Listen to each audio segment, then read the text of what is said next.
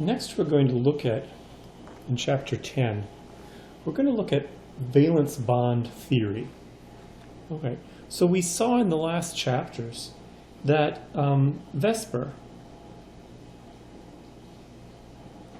valence shell electron pair repulsion theory, is good at predicting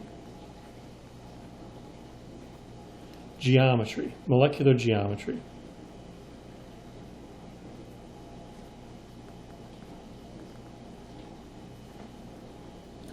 But here's the problem: is that but it's not good at predicting the number of bonds or how the bonds are formed.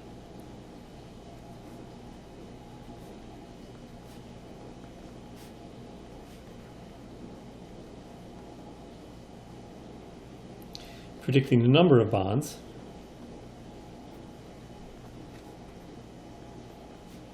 or how, more importantly, how the bonds are formed. Right? So far, because we've taken a Lewis structure, when we can predict the geometry, but it's not so good at telling us exactly how those bonds are formed. What exactly is happening with that? And let's look at valence bond theory relates bonding to atomic orbitals.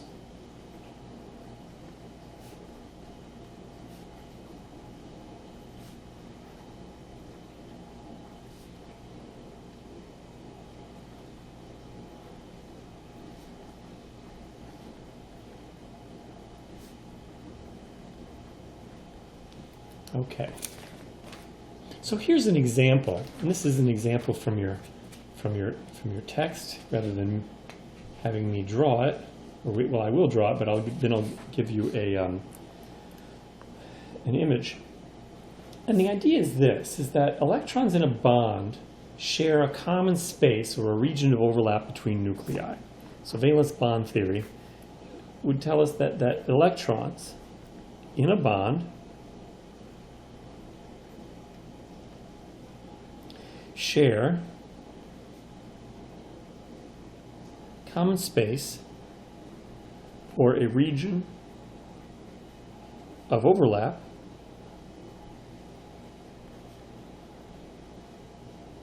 between nuclei, between the nuclei that are in the bond. So here's an example. We might have, for example, a hydrogen atom, and its 1s orbital is going to look like that, right? And another hydrogen atom, and this orbital would also be a 1s orbital. So we have one electron in this hydrogen's 1s orbital, one electron in that hydrogen's 1s orbital. When they combine to make, so we have H plus H is going to make H2. When they combine to make H2, what we're saying with valence bond theory is the way that we would talk about it being made is that these two bonds have a region where they're overlapping. In other words, we take the two s orbitals and we just have them overlap a bit, and since they overlap a little bit, that constitutes a bond. All right.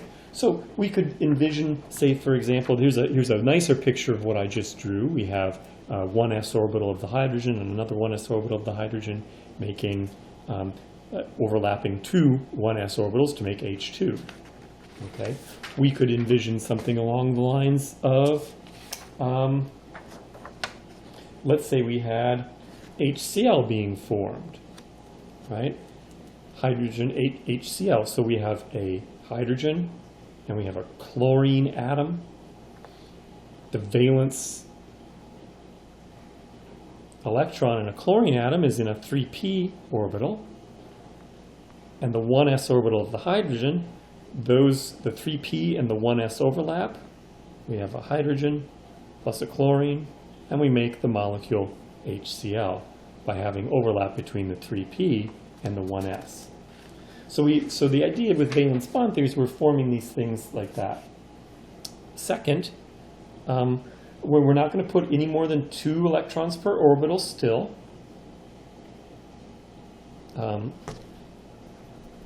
So no more.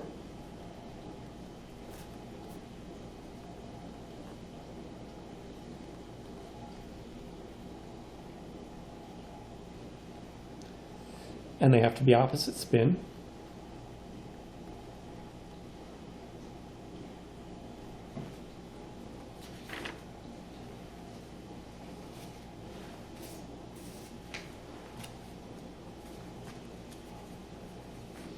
So those would be the two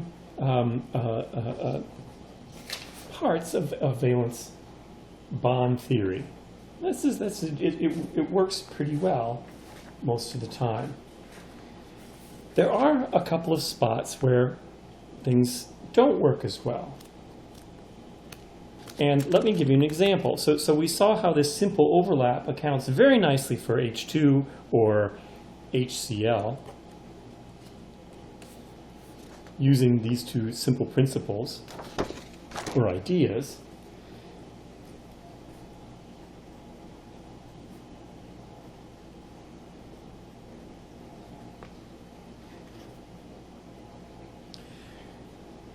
But simple overlap cannot account for bonding in most covalent molecules.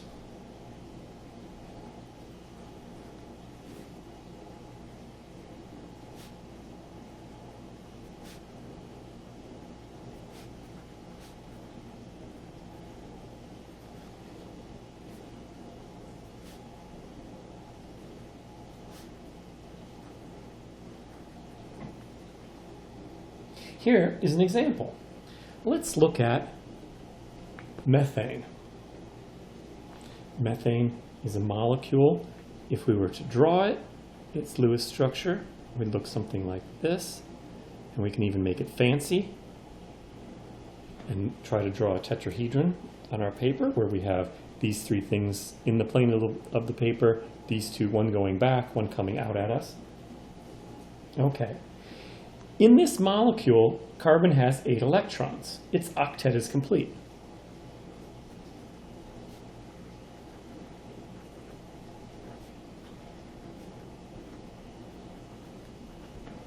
The octet is complete.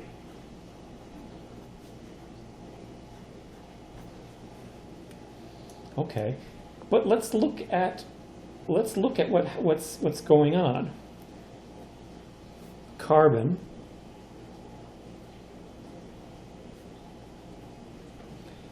has an electronic structure like this. Its orbital diagram would look like this.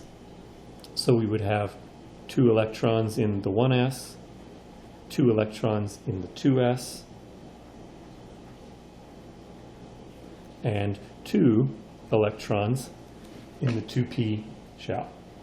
So how is this going to work for forming a bond? I'm not entirely sure. Maybe you can overlap 2 of the orbitals with a hydrogen 1s and a carbon 2p. So you'd end up being able to make 2 different bonds maybe, but not 4 equal bonds.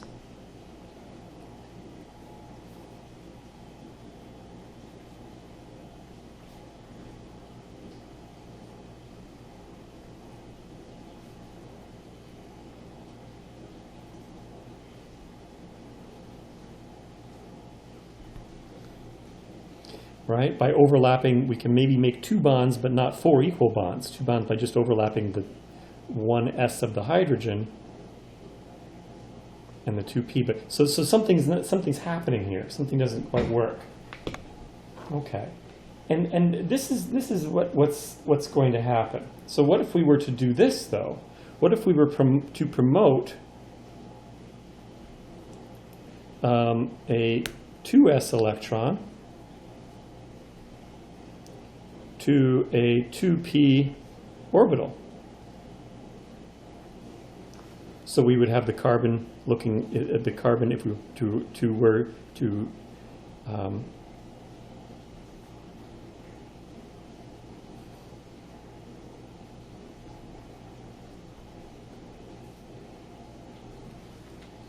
what if we were to do this? In other words, promote one electron from here and go to here. Now we can form 4 bonds.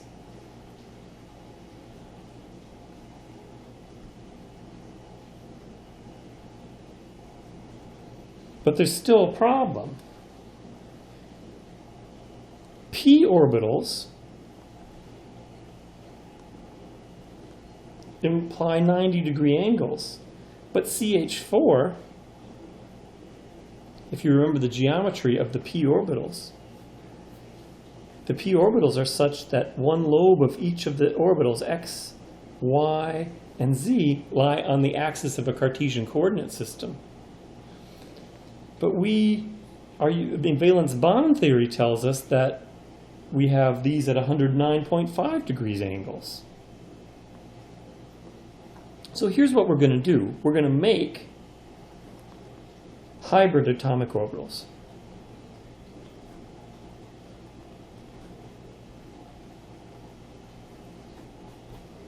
We're going to make hybrid atomic orbitals rather than keep this electronic structure. So this would in principle work, but it really doesn't work. So what we're going to do is make hybrid atomic orbitals.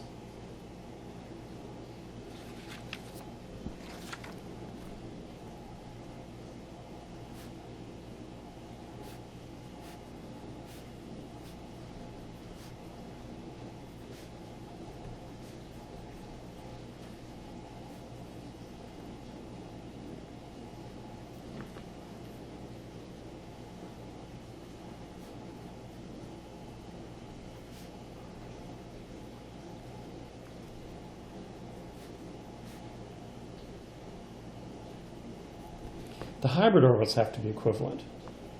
So what we're going to do is this. We are going to take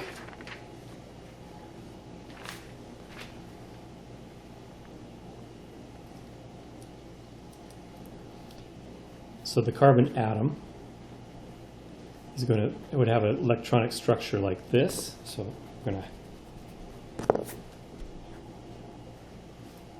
the 1s, the 2s, and the 2p, we saw that would be the carbon atom. We're going to hybridize the 2s and the 2p orbitals. And the carbon atom is going to have an electronic structure that's going to look like this. Since we're making these orbitals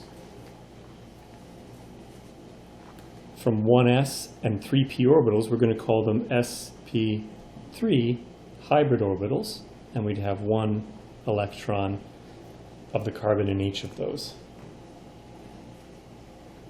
So now we have sp3 hybrid orbitals made from 1s and 3p orbitals. That's where this comes from.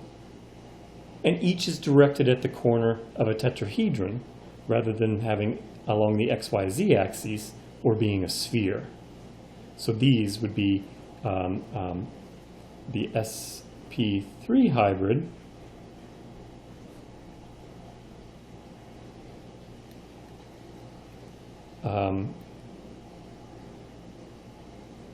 each are directed at the corner of a tetrahedron. Just like we would have with the CH4 molecule. So our picture for using valence bond theory when we have these hybrid orbitals for the carbon atom is we have orbitals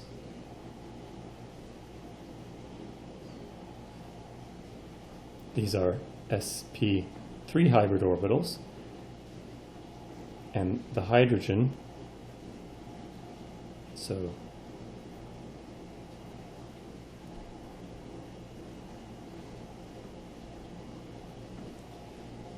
the 1s orbital of the hydrogen is going to overlap with these sp3 orbitals and form our bond.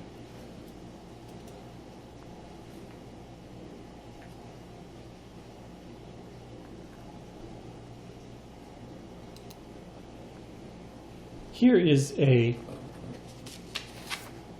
more sophisticated picture of what we've done. We've got the 4 hybrid orbitals arranged tetrahedrally in space. It's a better picture than I could draw, I guess, where we've got those the sp3 orbitals of the carbon, and each S and CH bond is formed by the overlap of a 1s orbital of the hydrogen and an sp3 hybrid of the carbon atom.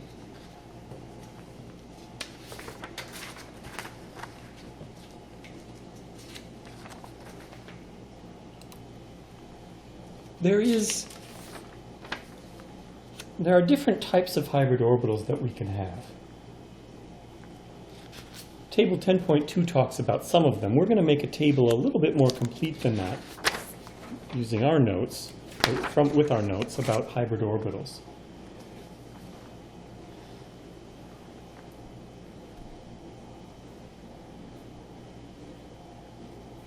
We'll make a table. It's the geometry that we obtained from a geometry we obtained from Vesper, the hybrid, the number of the orbitals,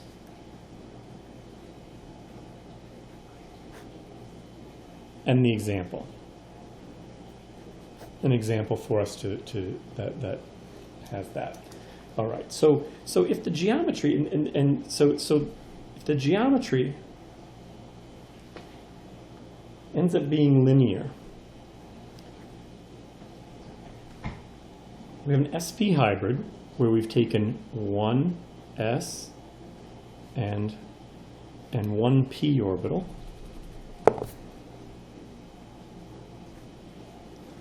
and created 2 equal orbitals known now as sp orbitals, sp hybrid orbitals.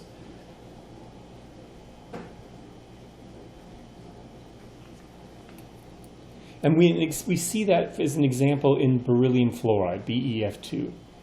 That would be the hybridization that the beryllium uses to be able to accept or make bonds with the fluorine. If we have a trigonal planar, now these geometries are the electron pair geometries.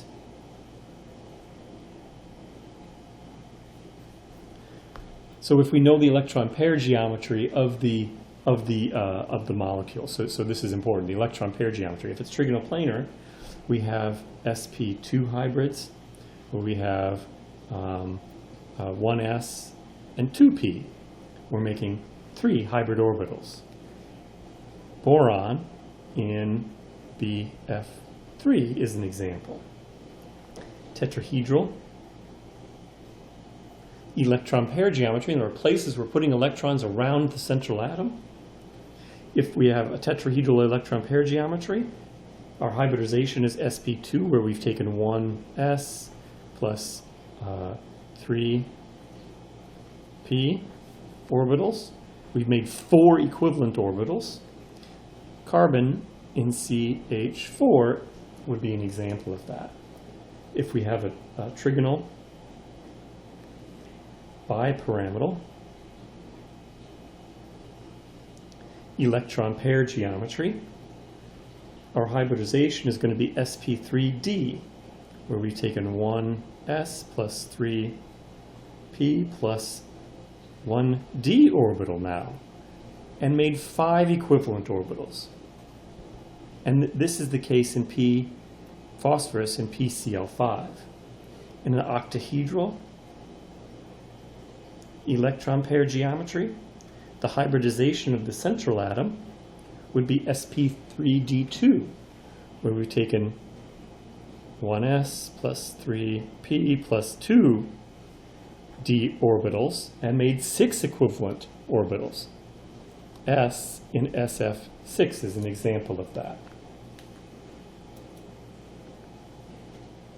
So one thing to keep in mind here is that this deals with the electron pair geometry. So as soon as you know, you draw the Lewis structure, if you know the electron pair geometry, you know the hybridization of the central atom. Those are essentially synonymous. So that's how you're going to work this.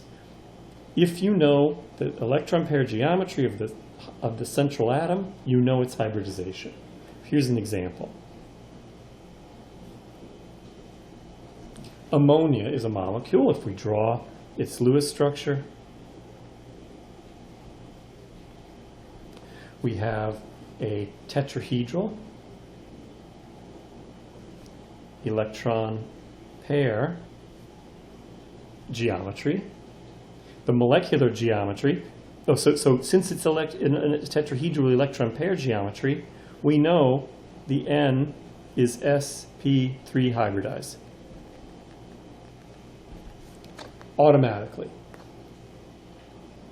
It just so happens that one of the orbitals is occupied by a lone pair. One of the hybrid orbitals is occupied by a lone pair rather than being a bonding pair of electrons. Here's another example. Water. We draw, let's see, we draw our picture of water.